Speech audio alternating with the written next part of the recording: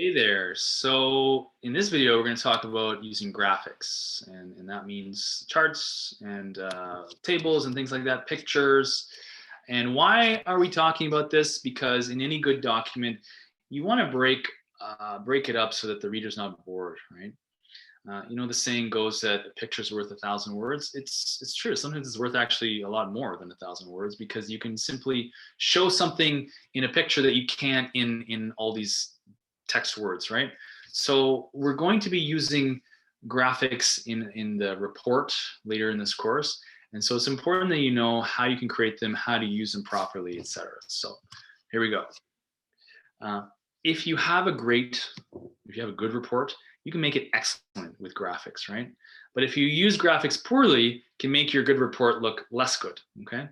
So here's an example. On the left, you have a picture or an artist rendering of a frog, right? Versus on the right here, it looks like a diagram with some titles. But what's the problem here? It's not readable. Nobody can actually see this, right? So you want to make sure you're not just going to Google, taking a photo from the images, but it's only like 200 pixels wide, right? The problem with that is you might also have a copyright issue, but if it's not readable, it doesn't actually add anything to your report, right? So what's the purpose of these visuals? Well, I mean, it's very easy to show something that you can't with words. You can show what a product looks like, obviously, what your processes look like how are we going to set up this advertising campaign for you? How are we going to market your album? I don't know, whatever it might be. It's much easier to do that with a picture sometimes than describing with text. So look at the little info graphics below here. So what are we showing here? You've got a rendering of Iron Man and of Thor. And we're showing, in each case, we're showing their greatest strength, their weakness, and their swagger meter, right?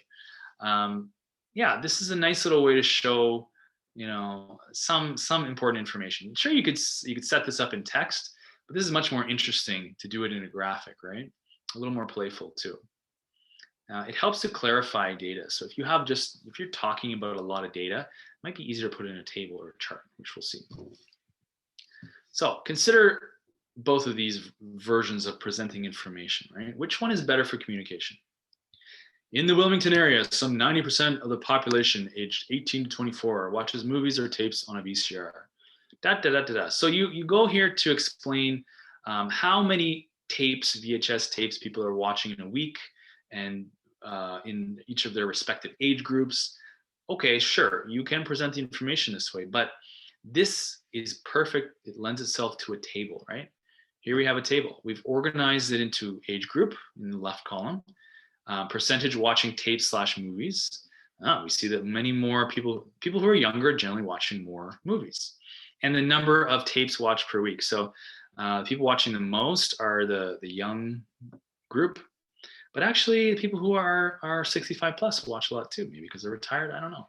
But hey, this is a very precise way to present this information. So yeah, perfect opportunity to use a graphic. In this case, it's a table. All right. What are the benefits of using visuals and graphics? Well, we live in a visual culture, right? Before the internet, it was much easier to present text, right? Computers had a limited amount of memory and storage, so it'd be, easiest to present things in a written form. But now we can send a picture at the speed of nothing, right? It takes no time to download any images, really. Even video, you can be streaming at high resolution. So people have come to expect the visuals, right? And a lot of people are visual learners. Some learn through hearing, some learn through touching and feeling and doing. But a lot of people learn through visuals. And we know, scientists know, that our brain consumes pictures before text. You can very easily understand what is a duck from a picture of a duck versus reading about all the characteristics of a duck, which might take, an hour. Visuals are often much less ambiguous. There's no debate about what a visual is saying if it's right there in front of you and anyone can look at it, right? Your eyes are giving the information. Whereas if you read it in text, different people might interpret things in different ways. I say here that visuals transcend language. Yes, there's a part of our brain that's much older that processes these visuals, right? The logical, rational part of our brain doesn't get engaged in those viewings, right? So visuals can hit you faster than language can. And of course, we've talked a lot about breaking up the wall of text. We've talked about making attractive documents. Visuals do that. If you have a text-heavy page, add a graphic. Look at this infographic on the right side. It's not a perfect example, nothing is, but hey, this is probably a lot more exciting to present this information than just in text, right? Yeah, people are more likely to look at this and read it because the pieces are bite-sized, they're presented in a visual way. That's a great example of how you can use graphics in a report. So what are the types of these graphics or visuals we're talking about? Well, obviously one is a photograph, right? A real picture of a real thing. Here we have a duck, conveniently enough. Obviously this is the most precise way to represent something, but the problem here is sometimes that to get a photo of what you want, you might have to pay for it, right? You go get a stock photo of a man in a balloon, you might have to pay for that, right? You can't always find what you're looking for free. So if you had a report with many, many pictures, it might start getting costly unless you go take the photos yourself. So what's an alternative? Drawings, obviously. You can create your own drawings or hire someone to do them. These are less exact than a picture, but the benefit is you can manipulate them in different ways, right? So for example, this VCR, Xbox One, TV connecting situation here, right? Showing you exactly how to do it. A photo of this would not be nearly as clear, but here we have a very clear, precise diagram. A diagram of a male versus a female duck, right? A diagram of how to, I don't know, what's this guy doing here? He's not twerking, but it's something like that. It's great at showing steps or stages. You can highlight certain details. So in some ways, drawings can be superior to a picture, right?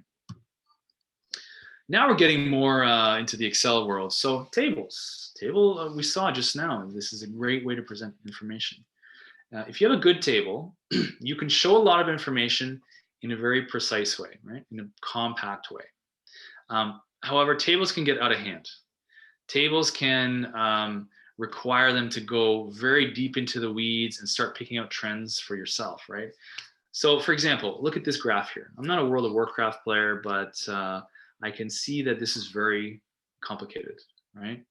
There's a lot of information here. I don't know what a TMP is. Okay, total minutes played. Yeah, you have to really look at this closely. It's not obvious at a glance what information is being presented here. Maybe for a gamer, they understand this better. But think carefully about how you want to present the information. Is it clear or is it not clear? Maybe here's a better way, right? This is actually much maybe more clear table. You have what is the class, all right? The 4 levels of high school maybe. And you have people that agree with the statement, disagree, and undecided. You can very quickly see what are the majorities, what are the maximums. That's a little simpler of a table, might be a good one. What's a bar graph? Well, this is great for comparing one or more things, right?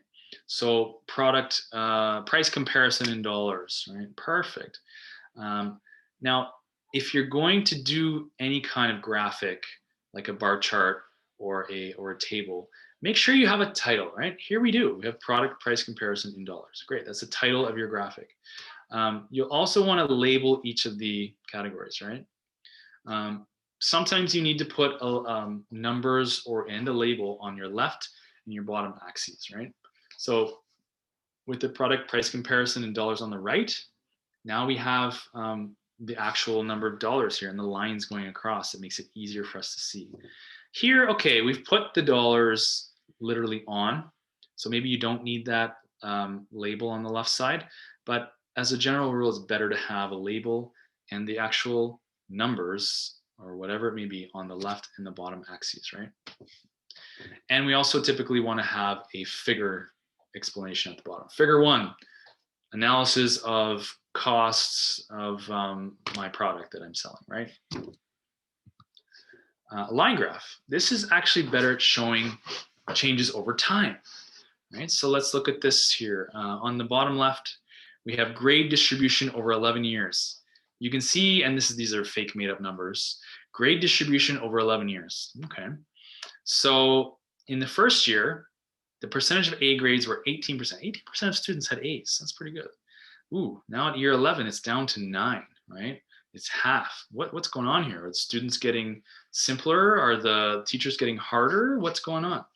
Whereas the F grades, ooh, they're really climbing. So now we have a problem. We have the percentage of F grades, which are almost double the percentage of A grades in year 11, which we assume is the current year or the last year. So this can show you trends over time. Same with the one on the bottom right. Sorry, it's so small, but United States video game industry from 95 to 2007. And on the left, we see its revenue in billions of dollars, right? So in 1995 it was 3.2, and in 2007, 17.94, $18 billion, right? Great. This is a very clear way to show the explosive growth of the video game industry over those 2 decades-ish. So you see the value of a line graph now. Pie chart. All right, this is a great way of visualizing a whole, right? What's the percentage of, let's say, your investments? What's the percentage of fixed income versus equity funds, right? It's 30 to 70. You can see that clearly. And you can see it as a physical representation, right? Everyone knows what a pie is, and everyone knows that if you cut a bigger piece, you've got more, and if you have a smaller piece, you've got less. So this is really good for your brain to understand. However, these exploding charts, like the one on the bottom left, they're fancy, but maybe a little too busy. There's a lot of information going on here, right? This is again, fake numbers, but a grade distribution for COM, whatever. And you can see that 7% had 90s, 15% were in the 80s, Is this a really helpful pie chart? Not really, I guess, because a lot of the pie pieces are the same size. So really you're just saying, oh, they're very similar. I don't think this would necessitate a pie chart, but you got to use your own judgment, right? So how do we actually make these charts? Well, it's wonderfully very simple. So if we go over to Excel, let me show you what you can do. So here I've pre-populated this. I've got 3 products, 3 different prices, and all I'm going to do is highlight that area, and I can go over to, you go to Insert, and then you can pick a chart here, but I'll just go to Recommended Charts, and let's just do a regular old bar chart. There it is. Now you have a chart. It's done all the work for you, pretty much. You have to add a title. Maybe you want, some information on the bottom here, but essentially you can copy. You can just, go right click, copy, and paste that right into your report, which is your Word document or your PDF, right? So very, very helpful. Let's do a different one. Let's say we don't want a bar chart. Get out of here, bar chart. Highlight it. Let's choose, go back to Insert, Charts. Let's do a, for the sake of example, let's do a pie chart. Just a simple pie chart. Cool.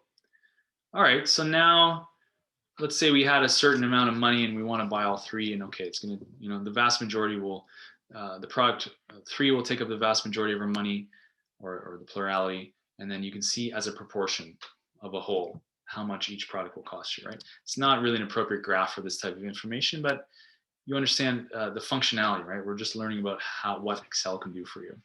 If you don't have Excel, I think probably you can do this in Google Sheets as well, which is free. So check it out. I think it should be able to generate charts for you.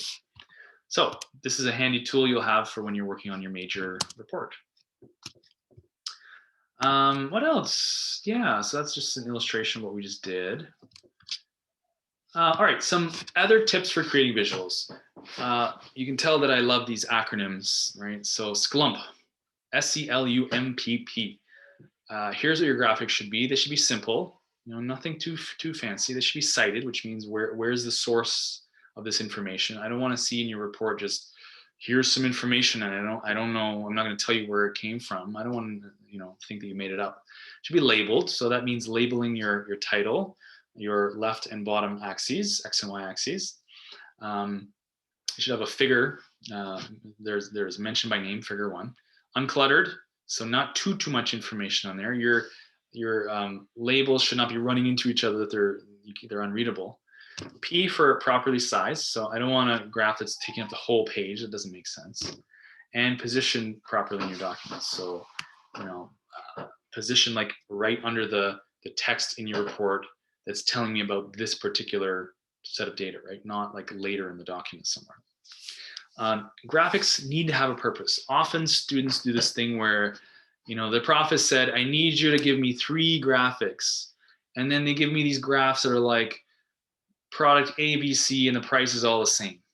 And then they produce a graph for that. Well, you don't need a graph to show me that the price is the same for each of the 3 products. You just tell me the price is the same, right? So make sure there's a purpose, and the purpose generally has to be, this is the most efficient way to present this information, this data. Other things, people always ask, like, do I have to source my graphic? Well, if you've taken the information from somewhere else, absolutely. It's a given that in any school program or in any work setting, if you're borrowing someone else's data or information, you have to give them credit. Otherwise, it's plagiarism, right? So yes, cite your sources. Tell me where it came from, right? You can put that in the references section of the bibliography, but give me an in-text citation, maybe where it says figure 1, blah, blah, blah, and then your in-text citation, which we'll get to in later courses. And less is more. Only use the best graphics. Use something that makes sense and as simple as possible. So, unfortunately, graphics are great at presenting information, but they can also be misused. What is wrong with this chart here? Maybe pause it and take a look and then think about it. So here we have, what is it? All right, our company, us is in purple here, blue. All right, looks like we're doing great. It looks like we're twice as high as the next competitor. We're killing the competitors in February and we're just way up in March, so that's great. However, what do you notice about the left axis here? It doesn't start at 0. So what this person has done is they've chopped off the top of this graph, and that's a problem because this is unethical now. It's not telling the truth. The numbers look much rosier here than they do here. Here's the actual numbers where we've started at 0 and we've given you the whole picture. So our lead is not so different than the second competitor. Even in our better month here, and we're still not doing so much better than everyone else. So be careful that you don't manipulate the data to show a rosier picture than reality. So let me give you some examples of bad graphics. Here's one right here. Wow, this graph is very, very complex. If you have a 3D chart, that's a problem. Now this might make sense for whoever created it in their industry. Might be a standard thing to do, but for the average person, this is way, way too complicated, right? Again, 3D, we don't need that. This is really, really complicated, hard for your brain to process. It's not a very good way to demonstrate the data. Now they did title it, which is great, and they did put a label on the left axis with the numbers and the months here, so that's great. And they've even color coded it, but really this is way too complicated. It doesn't need to be so complicated. What's wrong with this? It's very blank, right? What is 10, 20, 30? Is that minutes? Is that years? Is that dollars? We don't know. There's no labeling on this chart. It's terrible. It doesn't have a title. It doesn't have a figure number. This is just really hard to read. Now, when it was too expensive to print in color, this might have been a system, but this is really tough. Like, especially with someone that maybe has a visual impairment, very hard to see which is which, right? You've got the labels at the bottom here coded by pattern, which is very unusual. Very hard to tell a difference from one to the other. Very hard on the eyes too, and missing all the labels. Don't do that. This one, again, very low resolution, very hard to see. We're not clear here what's going on, so let's avoid doing things like this. Okay, so that's it. So get clear on using graphics, whether it's pictures, tables, drawings, charts, line graphs, because you'll be needing to use some of those in your major paper. Okay, thanks for watching. and I'll probably post one more video today. So enjoy.